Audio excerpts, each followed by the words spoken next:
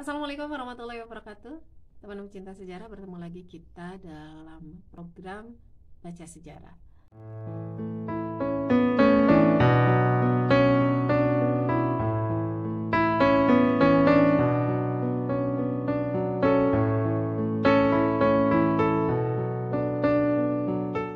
Ketika saya membuat video ini, hari ini tanggal 23 Oktober 2022, dan kemarin tanggal 22-nya baru saja kita memperingati Hari Santri Nasional. Maka berhubungan dengan itu, spesial hari ini saya ingin membahas tentang sejarah Hari Santri. Dan tahukah Anda bahwa Hari Santri Nasional ini didasari pada sebuah resolusi jihad yang dikeluarkan oleh Nahdlatul Ulama pada tanggal 22 Oktober 2022. Sebetulnya rapat itu sendiri dimulai pada tanggal 21 Oktober dan selesai ditandatangani resolusi itu pada tanggal 22 Oktober, dan rapatnya dipimpin oleh Rais Akbar PBNU, yaitu tentu saja sudah kita kenal ya, yaitu Hadratus Syekh Kiai Haji Hashim Asy'ari, sekaligus beliau adalah pendiri NU. Lalu bagaimana kisah lengkapnya sejarah Hari Santri? Teman pecinta sejarah, akan kita bahas hari ini.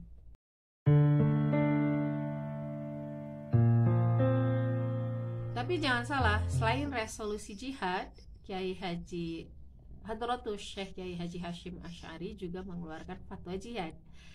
Apa sih bedanya fatwa jihad dengan resolusi jihad? Apakah itu sama? Jika beda, apa yang membedakannya? Nusantara menjadi Indonesia pada saat Hari Kemerdekaan Republik Indonesia, yaitu pada tanggal 17 Agustus 1945. Dan sebagaimana kita tahu, tidak serta-merta ketika Indonesia menyatakan kemerdekaannya, lalu para penjajah keluar langsung dari Indonesia begitu saja, menerima dengan lapang dada, lalu memberikan apa yang selama ini mereka pegang kepada Indonesia. Latar belakang kemerdekaan Indonesia atau latar belakang proklamasi kemerdekaan Indonesia itu memiliki latar belakang yang panjang yang tidak saya sebutkan di sini. Tetapi intinya itu adalah berkaitan dengan kekalahan tentara yang pada saat itu termasuk Jepang yang sedang menduduki Indonesia oleh tentara sekutu di Perang Dunia II.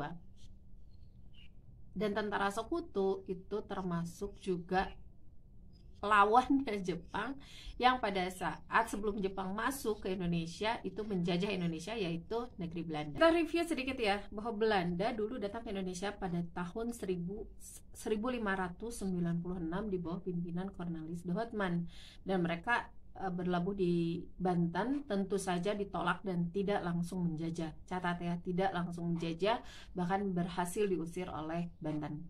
Kemudian tahun 1598 datang lagi, atau sekira 2 tahun sesudahnya, setelah Cornelis de Houtman datang lagi dipimpin oleh Jacob van Heck. Kemudian pada tahun 1602, sebagaimana kita tahu, VOC menjajah Indonesia, mengambil kekayaan Indonesia. Belum Indonesia sih ya, pada waktu itu hanya beberapa daerah saja di Nusantara, karena adanya konflik antar para pedagang Belandanya sendiri gitu, sehingga Belanda itu mendirikan sebuah kamar dagang, yaitu VOC atau kepanjangannya Verenigde Oostindische Compagnie atau Perserikatan Dagang Hindia Belanda. Makanya Belanda itu oleh orang-orang Nusantara pada zaman dulu, atau kita sampai sekarang kadang-kadang masih menyebut sebagai company, itu dari kata VOC. Teman-teman pecinta sejarah, sampai kemerdekaan Indonesia, Belanda masih memegang masih menjajah Indonesia memakai bendera company tadi ya, memakai bendera VOC, sampai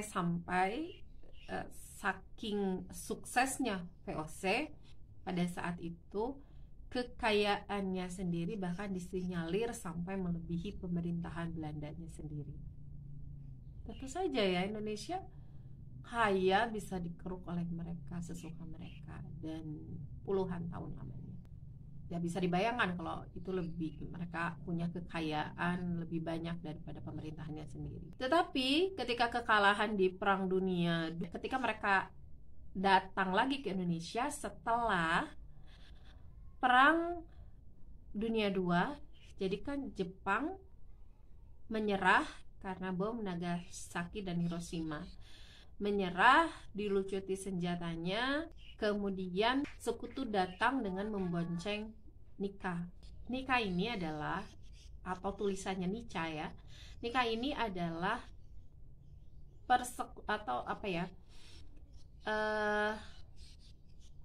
organisasi yang dibentuk untuk mengambil alih atau pemerintahan transisi lah, sipil militernya Belanda yang memegang pemerintahan transisi bekas-bekas jajahan Belanda gitu. Ini dibentuk pada tahun 1945. Nika sendiri kepanjangan dari mohon maaf ya kalau saya salah menyebutnya kali ini bahasa Belanda. Netherlands Indisch Civil Administrate.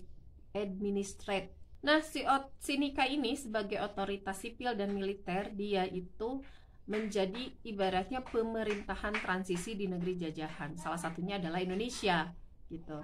Karena jadi VOC itu sudah tidak main di sini. Sekutu mendarat di beberapa tempat Indonesia, tepatnya pada tanggal 29 September 1945 atau 2 bulan setelah Indonesia merdeka. Hanya saja kabar ini sudah terdengar tentu saja dari sebelum hari di mana mereka datang ke Indonesia. Kabar ini mencetuskan pemikiran seorang Hadratus Syekh Kiai Haji Hasyim Asy'ari untuk membuat fatwa jihad pada tanggal 11 September 1945. Lalu isi dari fatwa jihad tersebut saya bacakan ya. Fatwa jihad: 1. Hukumnya memerangi orang kafir yang merintangi kepada kemerdekaan kita. Kemerdekaan kita sekarang ini adalah fardu ain bagi 3 orang Islam yang mungkin meskipun orang fakir. 2. Hukumnya orang yang meninggal dalam peperangan melawan Nika serta komplotnya adalah mati syahid. 3. Hukumnya orang yang memecahkan persatuan kita sekarang ini wajib dibunuh. 11 September 1945, Kiai Haji Muhammad Hasyim Asy'ari. Ya, dari situ kita tahu bahwa ini adalah fatwa jihad untuk kaum muslimin secara umum. Ini ditulis langsung oleh tangan beliau ya, mengeluarkan fatwa jihad yang bikin merinding ya. Kita yang bacanya bikin merinding. Ini sudah anjuran untuk berjihad, anjuran untuk berkorban nyawa, mengucurkan darah di jalan Allah, membela negara dari penjajahan. Luar biasa. Dan ini keluar justru ketika pemerintahan Indonesia pada waktu itu sedang sibuk-sibuknya mengurus negara gitu.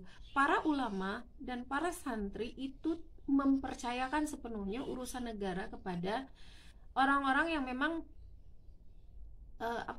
yang kita kenal sekarang, mereka yang mengadakan rapat dan sebagainya gitu. Para ulama dan santri mempercayakan kepada mereka dan tidak ikut campur gitu, tidak ikut campur urusan pemerintahan negara Indonesia. Tetapi Masya Allah ya, luar biasa, mereka menjauhi kekuasaan gitulah intinya. Tetapi ketika penjajah datang kembali, mereka langsung menjadi orang pertama. Ulama dan santri ini menjadi orang pertama yang ada di garda terdepan untuk membela Indonesia membela negara ini yang baru 2 bulan memproklamasikan kemerdekaannya.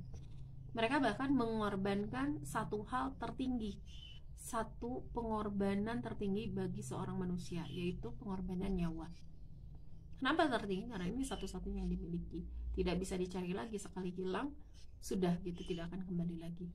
Dan ini terjadi bukan hanya pada saat itu saja ya. Pada saat Indonesia sebelum merdeka, ulama dan santri itu berjuang memerdekakan Indonesia memang di jalur senjata, di jalur peperangan.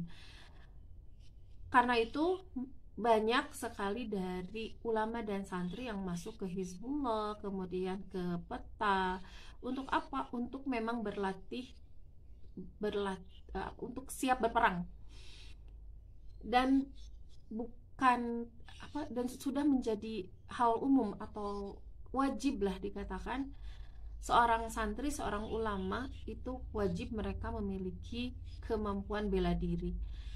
Karena itu pada masa itu Hizbul, tentara yang kedepannya itu menjadi TNI itu banyak yang anggotanya adalah santri gitu. Salah satunya saja contohnya adalah Jenderal Besar Sudirman. Jenderal Besar Sudirman, seorang tokoh TNI yang paling dihormati, yang belum ada tandingannya hingga sekarang. Dan hanya satu-satunya yang menjabat jenderal besar di Indonesia itu seorang Sudirman, seorang santri, seorang guru SD Muhammadiyah. Di sisi lain, ulama dan santri juga melihat bahwa pemerintahan Indonesia seolah-olah tidak serius gitu ya. Tidak serius memikirkan perlawanan ini, memikirkan peperangan senjata ini. Sehingga pada tanggal 21 Oktober Nahdlatul Ulama pada saat itu, yang sebagai wadah kaum muslimin pada saat itu dan sampai sekarang juga menjadi ormas terbesar di Indonesia, itu memanggil Soekarno dan Hatta untuk datang di rapat besar Nahdlatul Ulama. Ini ada dua pendapat ya, ada dari beberapa sumber ada yang berbeda pendapat. Yang pertama itu mengatakan bahwa Soekarno dan Hatta itu diundang pada rapat tersebut, rapat pleno ya, dari yang mengumpulkan konsul-konsul untuk utusan dari Jawa dan Madura. Tapi pendapat kedua ada yang mengatakan bahwa Soekarno dan Hatta yang datang itu untuk meminta pendapat dari Hadratus Syekh Kiai Haji Hashim Asy'ari, meminta pendapat dan meminta dukungan gitu. Tetapi pada intinya pada tanggal 22 Oktober 1945 dikeluarkanlah resolusi jihad. Jadi yang pertama itu fatwa jihad, itu adalah seruan kepada kaum muslimin untuk berjihad, dan resolusi jihad itu adalah seruan kepada pemerintah Indonesia. Jadi beda ya, ada resolusi jihad, ada fatwa jihad. Resolusi jihad sendiri di sini akan saya bacakan isinya ya, supaya tidak ada satu kata pun terlewat dan salah ya. Resolusi wakil-wakil daerah Nahdlatul Ulama seluruh Jawa dan Madura. Bismillahirrahmanirrahim. Resolusi (2) Rapat besar wakil-wakil daerah atau konsul-konsul Perhimpunan Nahdlatul Ulama seluruh Jawa Madura pada tanggal 21 sampai 22 Oktober 1945 di Surabaya. Mendengar bahwa di tiap-tiap daerah di seluruh Jawa Sumatera ternyata betapa besarnya hasrat umat Islam dan alim ulama di tempatnya masing-masing untuk mempertahankan dan menegakkan agama, kedaulatan negara Republik Indonesia Merdeka. Menimbang A. bahwa untuk mempertahankan dan menegakkan negara Republik Indonesia menurut hukum agama Islam termasuk sebagai satu kewajiban bagi tiap-tiap orang Islam. B. bahwa di Indonesia ini warga negaranya adalah sebagian besar terdiri dari umat Islam. Mengingat 1. bahwa oleh pihak Belanda atau Nika dan Jepang yang datang dan berada di sini telah banyak sekali dijalankan kejahatan. Mengingat satu, bahwa oleh pihak Belanda, Nika dan Jepang yang datang dan berada di sini telah banyak sekali dijalankan kejahatan dan kekejaman yang mengganggu ketentraman umum. Dua, bahwa semua yang dilakukan oleh mereka itu dengan maksud melanggar kedaulatan negara Republik Indonesia dan agama dan ingin kembali menjajah di sini, maka di beberapa tempat telah terjadi pertempuran yang mengorbankan beberapa banyak jiwa manusia. Tiga, bahwa pertempuran-pertempuran itu sebagian besar telah dilakukan oleh umat Islam yang merasa wajib menurut hukum agamanya untuk mempertahankan kemerdekaan negara dan agamanya. Empat, bahwa di dalam menghadapi sekalian kejadian-kejadian itu perlu mendapat perintah dan tuntutan yang nyata dari pemerintah Republik Indonesia yang sesuai dengan kejadian-kejadian tersebut. Memutuskan memohon dengan sangat kepada pemerintah Republik Indonesia supaya menentukan suatu sikap dan tindakan yang nyata serta sebadan terhadap usaha-usaha yang akan membahayakan kemerdekaan dan agama dan negara Indonesia, terutama terhadap pihak Belanda dan kaki tangannya. Dua, supaya memerintahkan melanjutkan perjuangan bersifat sabilillah untuk tegaknya negara Republik Indonesia merdeka dan agama Islam. Surabaya, 22 Oktober 1945, Pengurus Besar Nahdlatul Ulama. Rapat pleno pada tanggal 22 Oktober 1945 ini dipimpin oleh Kiai Haji Abdul Wahab Hasbullah. Lalu resolusi jihad ini atau hasil dari rapat pleno pada tanggal 22 Oktober 1945 ini disiarkan melalui siaran radio pada saat itu dan dimuat di koran-koran. Salah satunya yang dikutip, yang banyak sekali dikutip oleh ahli sejarah, itu catatan resolusi jihad yang dimuat oleh Koran Kedaulatan Rakyat tertanggal edisi nomor 26 tahun ke-1 Jumat Legi 26 Oktober 1945. Kemudian disiarkan di Antara tanggal 25 Oktober 1945. Kemudian di Berita Indonesia Jakarta pada tanggal 27 Oktober 1945. Dan kita harus memaklumi ya, perbedaan tanggal ini dari tanggal 22 Oktober tanggal diresmikan sampai tanggal dicetak di beberapa koran, kemudian disiarkan di radio, itu tidak di tanggal yang sama. Karena ya kita memaklumi pada saat itu membuat koran itu tidak semudah zaman sekarang. Lalu apa imbas dari fatwa jihad dan resolusi jihad ini baik bagi masyarakat maupun pemerintah? Insya Allah akan kita bahas di pertemuan berikutnya. Terima kasih sudah menyimak. Wassalamualaikum warahmatullahi wabarakatuh.